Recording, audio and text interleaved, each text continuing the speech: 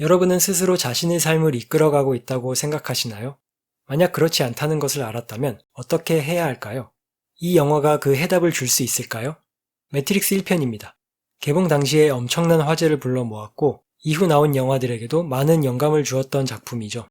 이번 영상은 영화가 묘사하고 있는 게 어떤 것인지와 함께 이와 관련한 제 개인적인 얘기도 간략히 담아 놓았습니다. 자, 그럼 지금부터 이 영화에 어떤 의미가 담겨 있는지를 살펴볼 텐데요. 결론부터 말씀드리면 이 영화는 거듭남에 대해서 표현한 영화입니다. 일반적인 뜻의 거듭남이 아니라 성경에서 나오는 영적 현상 중 하나로서의 거듭남이 영화에 표현되어 있다는 것인데요. 이 영화만큼 구체적이면서도 참신하게 거듭남을 그려낸 작품은 많지 않을 것 같습니다. 물론 시리즈 전체로 볼 때 이 영화는 성경적인 영화가 아닙니다. 2, 3편이 제작되지 않고 1편만 제작됐다고 가정하더라도 성경적인 영화는 아니라고 봐요. 단지 이 영화는 기독교적인 상징들이 많이 사용됐을 뿐이죠. 하나의 예로 주인공인 네오부터가 육신을 입고 오셨던 예수님, 다시 오실 예수님, 거듭난 성도, 이 세 가지 경우를 모두 연상시키게 하는 인물입니다. 그리고 1편은 거듭남을 기본 틀로 박아두긴 했지만 다른 사상도 중간중간 섞여 있는 것으로 보입니다. 그렇다면 어떤 부분에서 이 영화가 거듭남을 표현하고 있는지를 차근차근 알아보도록 할까요? 주인공인 네오와 트리니티가 처음으로 만났던 장면을 기억하실 겁니다. 시끄러운 클럽에서 둘이 대화를 하는데요. 트리니티가 네오에게 너는 해답을 찾고 있고 네가 원한다면 해답이 찾아올 것이라고 합니다. 매트릭스란 무엇인가에 대한 해답을 네오가 찾아가는 과정들이 전부 본인의 선택에 의해서 진행되는데요. 회사에서 요원들을 피해서 비계를 통해 탈출할 것인지 아니면 그냥 요원들에게 붙잡힐 것인지, 모피어스를 처음 만나러 가는 차 안에서 트리니티 일행이 시키는 대로 할 것인지 아니면 무시하고 차 밖으로 나갈 것인지, 해답을 알 수 있는 마지막 선택의 순간에서 빨간 약을 먹고 해답을 찾게 되든지 파란 약을 먹고 믿고 싶은 대로 믿으며 살아가든지, 네오에게 선택에 의한 결과를 제시하며 설득은 하지만 강요하진 않습니다. 하나님을 믿게 되는 과정도 이와 유사한 점이 있습니다. 우리가 하나님을 찾지 않았을지라도 삼위일체이신 하나님께서 먼저 우리에게 다가오십니다.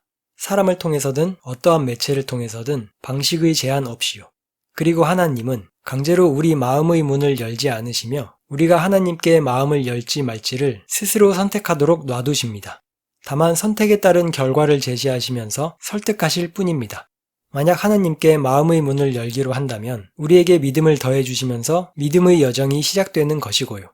아무튼 이렇게 네오가 해답을 얻는 과정은 네오 자신 스스로가 선택함으로써 진행이 되는데요. 여기서 중요한 건 어떠한 선택을 하는 것 그 자체가 중요한 것이 아니라 마음의 중심이 어디를 향하고 있느냐가 중요합니다. 왜냐하면 서로 다른 사람이 표면적으로 같은 선택을 했을지라도 각자 추구하는 바에 따라서 끝이 다를 수 있기 때문입니다. 어떤 마음을 품고 선택하느냐가 더 중요한 것이죠.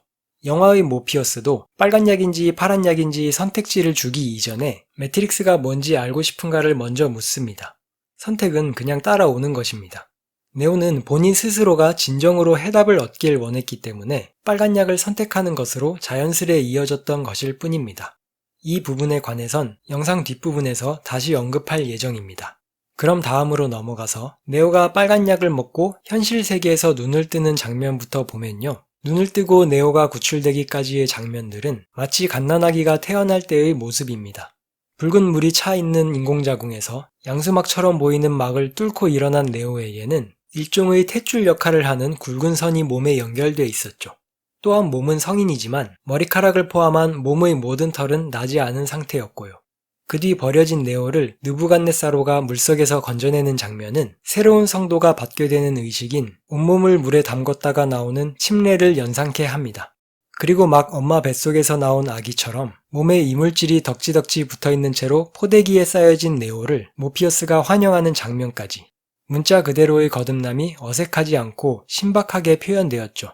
네오는 구출된 후에 로딩 프로그램 안에서 그토록 찾던 진실을 마주하게 되는데요. 매트릭스란 결국 인류를 배터리화하기 위한, 즉 노예로 만들기 위한 프로그램이었던 것이고 네오를 비롯한 매트릭스 내의 전 인류는 그걸 인식하지도 못한 채 기계의 노예로서 살아가고 있었던 것입니다.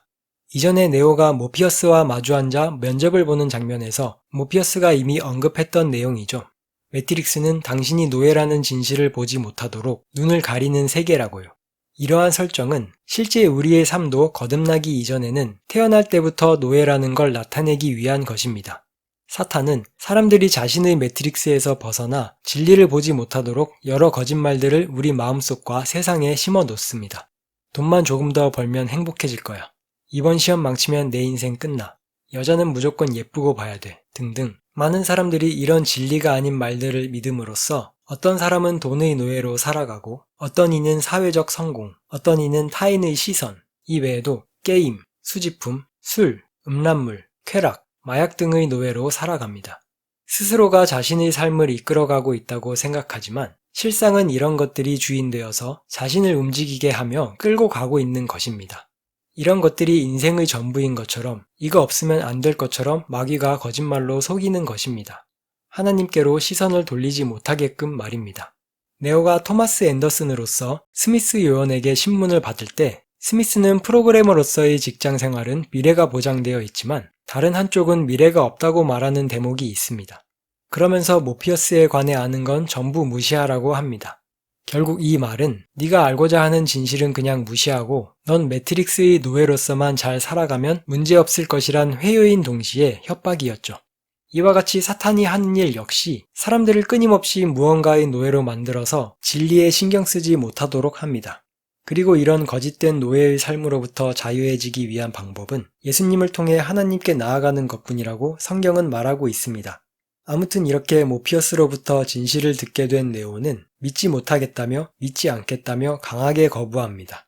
태어나면서부터 자신이 인식하지도 못한 채 일평생을 노예로 살아왔다는 것을 쉽게 받아들일 사람이 얼마나 될까요? 이내 사실을 받아들이고 다시 돌아갈 순 없냐고 물어보는 네오에겐 아직은 매트릭스에 미련이 남아있는 듯 보입니다. 거듭나기 이전에 즐겼던 혹은 누렸던 것들에 대한 미련이 남은 그리스도인처럼 말입니다. 하지만 예전엔 인식도 못한 채 끌려다녔다면 거듭난 성도는 미련을 떨치고 악에 저항할 수 있는 힘을 하나님으로부터 공급받을 수 있게 됩니다. 그리고 나아가 그런 영적 싸움을 더 잘 해내기 위해 네오가 모피어스에게 훈련을 받는 것처럼 일종의 훈련이 필요하죠. 네오가 받는 훈련 중 점프 프로그램에서 받는 훈련이 있었죠. 거기서 모피어스는 두려움, 의심, 불신을 버리라고 하는데 그리스도인에게 있어서도 의심과 불신, 그리고 그로 인해서 오는 두려움은 신앙생활에 있어 매우 큰 적입니다. 이어지는 훈련에서 매트릭스 내의 다양한 사람들은 우리가 구해야 할 사람들이기도 하지만 적이기도 하다고 모피어스가 말합니다. 구하지 못한 모든 사람들은 언제든지 요원으로 바뀌어서 위협이 되기 때문입니다. 이건 영화 후반부에서 자주 나오는 장면이죠. 마찬가지로 그리스도인들에게 있어서도 거듭나지 않은 사람들은 구해야 할 대상이기도 하면서 적이 될 수 있습니다. 이것은 사탄이 자신의 노예가 된 사람들을 이용해서 그리스도인들을 방해 또는 공격하는 현상을 비유적으로 표현하는 장면처럼 보일 수 있죠. 하지만 이 장면은 방금 제가 말한 것의 정반대의 뜻을 가진 장면이라고 볼 수 있는데요. 왜 그런지는 영상을 끝까지 보시면 이해하실 수 있을 것이라 생각합니다. 네오가 거듭난 뒤에 이런 것들을 보면서 모든 사람들이 매트릭스에 속아서 살아가고 있다는 것을 깨닫는 것처럼 실제로도 거듭남을 체험하게 되면 나를 포함한 많은 세상 사람들이 거짓에 속아서 살아가고 있었다는 것을 인식하게 됩니다. 매트릭스에 다시 접속한 네오가 건물 밖으로 나와서 주변을 둘러보는 장면과 단골 국수집을 언급하는 장면이 저로서는 상당히 공감이 됐었는데요. 실제로 거듭남을 체험하게 되면 세상을 바라보는 시각이 새로워짐을 느끼게 됩니다. 전에는 아무렇지 않게 생각하며 했던 행동들에 대해 내가 정말 잘못하고 있었구나라는 반성을 하게 되고 내가 가까이 하고 나에겐 친숙했던 것들은 경계했어야 하는 것들이라는 것 등을 깨닫게 됐었죠. 추구하던 가치가 바뀌고 사소한 것 하나부터 양심이 회복되는 것을 느꼈고 하나님께 매우 감사했습니다. 영화에서 오라클이 자신이 그라는 사실은 아무도 말해줄 수 없고 스스로 온몸으로 안다고 말하는 것처럼 거듭남 역시 누군가 말해줘서가 아니라 그냥 본인 스스로가 분명히 느낄 수 있습니다. 영화로 다시 돌아가서 느부갓네살로 선원들의 삶을 잠깐 들여다볼까요? 하루하루 목숨을 걸고 싸워나가는데 맛있는 음식도 없고 여벌옷이 없는지 옷은 다 해져 있고 훈련을 마치고 이렇게 치열한 전쟁 속에서 매일을 살다 보면 자신의 삶에 회의를 갖는 경우도 생기겠죠? 예수님을 팔아넘긴 가룟 유다가 연상되는 사이퍼라는 인물이 그런 경우인데요. 세상적인 기독교인의 모습을 거의 그대로 보여주고 있습니다. 사이퍼가 스미스 요원과 협상하는 장면, 그리고 자신의 속내를 트리니티에게 있는 그대로 토해내는 장면에서 알 수 있듯이 사이퍼는 자신의 육체의 평안함과 만족에만 관심이 있습니다. 동료들이 볼 때는 한마음 한뜻으로 함께 싸워가는 전우라고 생각했었겠지만요. 함께 문제없이 신앙생활하고 있는 것처럼 보이고 성경 말씀을 지식적으로는 알고 있지만 진짜 속마음은 하나님이 아닌 다른 곳에 가 있는 사람이 연상됩니다. 이것은 자기 자신 혹은 자식이 잘 되길 기대하면서 교회 열심히 다니는 사람과 크게 다르지 않습니다. 하나님을 믿는다는 것은 세상 사람들 기준의 순탄하고 풍요로운 삶을 보장하지 않죠. 신앙으로 인해서 모피어스 일행처럼 주변에서 보기에 힘겨운 나날을 살아갈 수도 있습니다. 그리고 사이퍼는 자신이 구원을 받아서 그 덕분에 얻게 된 지식과 동료들을 이용하고 희생시켜서 부귀영화를 누리려 합니다. 하나님께서 자신과 마음을 서로 나누시고자 주신 재능이나 물질 등의 여러 가지 것들을 다른 목적으로 이용하는 사람의 모습이 떠오르죠. 배우자가 사준 장신구들로 치장하고서 몰래 바람피러 나가는 것처럼요. 사이퍼가 원했던 삶은 오직 편안하고 풍요로운 삶이었기 때문에 동료들을 배신하고 협상을 하게 되는 것인데요. 그 협상하는 장면에서 눈여겨볼 것은 사이퍼 자신이 경험하고 알게 된 진실에 대해서는 아무것도 기억하고 싶지 않다고 말하는 대목입니다. 왜 굳이 기억을 다 지우려는 것일까요? 이것이 의미하는 바는 사이퍼는 자신이 믿고 싶은 것만 믿으며 살겠다고 결정했다는 것을 의미합니다. 즉, 자신이 진정으로 원하는 바에 따라, 추구하는 바에 따라 믿음이 결정됨을 보여주는 장면이었죠. 성경 곳곳에서도 드러나 있습니다만 사이비 종교나 그 밖의 다른 것에 빠지는 것은 단순히 세뇌당하고의 여부 이전에 자신이 궁극적으로 무엇을 원하고 있느냐에 달려 있습니다. 영상 초반부에 어떤 선택을 하는 것 자체가 중요하지 않다고 말씀드렸는데요. 빨간 약을 먹었을지라도 하나님 외에 다른 것을 계속해서 추구하다 보면 결국에는 사이퍼처럼 다시 파란 약을 집어들고 스스로의 눈을 가리는 상황이 오게 될 것입니다. 스스로를 그리스도인이라 생각한다면 내가 순수하게 하나님 그 자체를 추구하고 있었는지 아니면 하나님께서 주실 것이라 믿는 재물, 비전, 복, 천국 등등을 추구하고 있는지를 겸비한 마음으로 돌아봐야 한다는 것이죠. 만약 하나님으로부터 얻을 수 있다고 믿는 것들이 자신에게 주어지지 않는다고 스스로 가정해 본다면 자신의 중심을 조금은 엿볼 수 있지 않을까요? 그리고 천국을 소망하는 진짜 이유는 하나님이 그곳에 계시기 때문이란 것을 잊으면 안 되겠죠. 영화 중반부부터는 거듭난 신자의 여정을 간략히 보는 듯한데요. 오라클의 꽃병에 관한 얘기와 갈 길을 아는 것과 길을 걷는 것의 차이를 알게 될 것이라는 모피어스의 말처럼 하나님께서 우리를 인도하시는 방법도 비슷하다고 할 수 있습니다.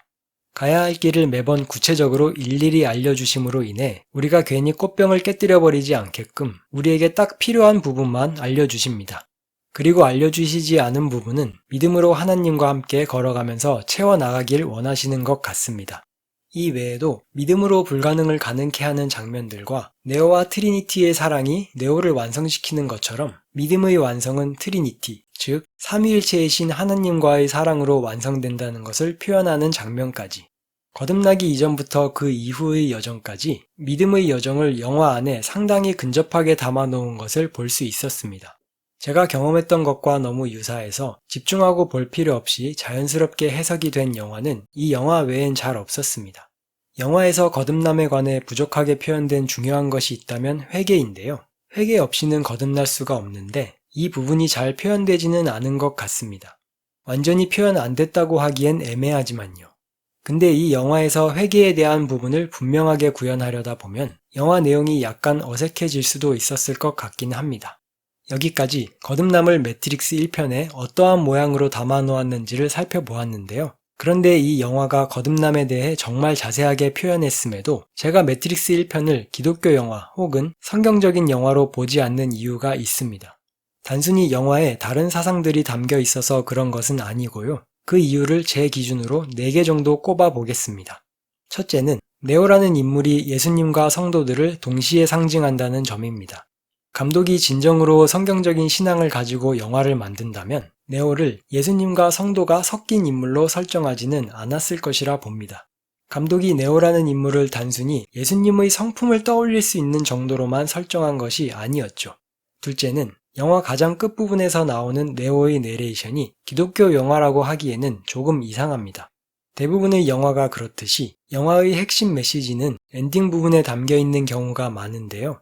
규칙이나 통제, 경계나 국경이 없는 모든 것이 가능한 세계를 보여준다고 하는데 엔딩의 마지막에 나오는 이 말 자체가 기독신앙이 궁극적으로 추구하는 것과는 조금 거리가 있어 보입니다.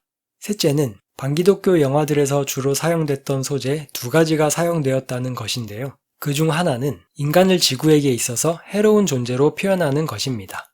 인간이 많이 늘어나면 지구가 위험해지므로 인구수를 줄여야 한다는 메시지를 은근히 담은 영화들이 할리우드에서 많이 쏟아져 나왔었죠. 그리고 그런 영화들은 대부분의 경우 반성경적인 메시지도 함께 담고 있고요. 인간은 하나님의 실패작이라는 말을 하기 위한 소재이기도 하죠. 또한 이 영화에서는 인간들은 역병이고 질병이라면서 스미스가 모피어스에게 설교를 하는데 그 말들을 모피어스는 묵묵히 듣고 있을 수밖에 없는 장면이 나옵니다. 굳이 이런 장면을 연출한 것은 감독이 스미스의 설교를 어느 정도는 지지하기 때문에 그런 설교의 장면을 넣었다고 봅니다. 많은 감독들이 자신의 주장을 관객들에게 수월하게 전달하기 위해서 감독의 주장을 대변하는 인물이 의견을 펼칠 때 그것을 듣는 반대편 인물을 꿀먹은 벙어리로 만드는 방법을 많이 쓰죠. 게다가 이 영화는 장면 하나하나, 대사 하나하나를 의미 없이 남발하는 영화도 아니니까요. 반기독교 영화들에서 주로 사용되는 나머지 다른 하나의 소재는 한치의 오차도 없는 정확하고 완벽한 것으로 설정된 인공지능입니다. 20년이 지난 지금까지도 반성경적 메시지를 풀어내기 위해서 꽤 자주 사용되는 소재이죠.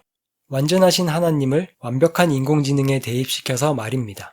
마지막으로 가장 중요한 넷째는 거듭남의 본래 의미가 반대로 표현된 것으로 보이는 점입니다. 본래 의미와 반대 의미가 혼잡하게 뒤섞여 있다고 할까요? 매트릭스라는 시스템이 의미하는 것은 사탄의 시스템이 되어야 거듭남의 본래 의미가 훼손되지 않는데 자세히 들여다보면 반대로 매트릭스가 하나님의 시스템을 의미하는 것으로 보이게끔 설정된 부분들이 있습니다. 매트릭스를 만든 인공지능은 끔찍하리만치 정확하다고 모피어스가 표현할 정도로 완벽하다는 설정이며 스미스 요원이 말하기로 첫 번째 매트릭스는 모두 고통 없이 행복한, 즉 완벽한 세상으로 설계됐다고 말합니다. 하지만 인간들은 자꾸 그 완벽한 세계의 꿈에서 깨어나려 했다고 말하죠. 뭔가 하나님께서 만드신 에덴 동산이 떠오르지 않나요? 인간이 하나님의 완벽한 세상인 에덴 동산에서 죄를 지어 쫓겨나게 되고 쫓겨난 뒤로도 여전히 하나님을 거부하는 모습을 말하는 것 같은 대사였죠. 또한 영화의 스토리는 매트릭스가 무엇인지에 대한 해답을 찾다가 마침내 매트릭스에 대해 알게 됨으로써 거듭나는 스토리인데 매트릭스가 사탄 쪽을 의미한다고 가정하면 하나님을 알게 됨으로써 거듭나는 게 아니라 사탄을 알게 됨으로써 거듭나게 되는 꼴이 돼버립니다.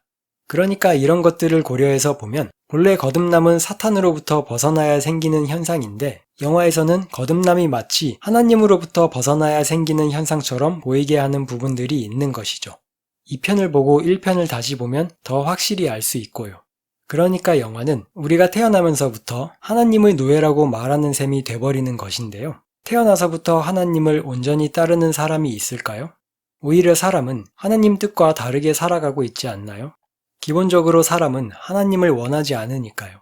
그리고 이러한 설정들 가운데에서 매트릭스는 네가 누군지 말해줄 수 없다고 하는 트리니티의 대사까지 보면 이 영화는 기독교 영화가 아니라는 생각을 더욱 강하게 들도록 합니다.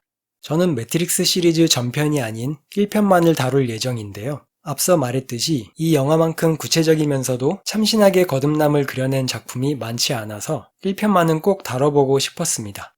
자, 제가 내린 이 영화의 결론. 매트릭스 1편은 거듭남과 그로써 시작되는 믿음의 여정이 표현된 영화이다. 하지만 거듭남의 본래의 의미를 반대로 비틀어서 표현했다. 이상입니다. 다음에 봅시다.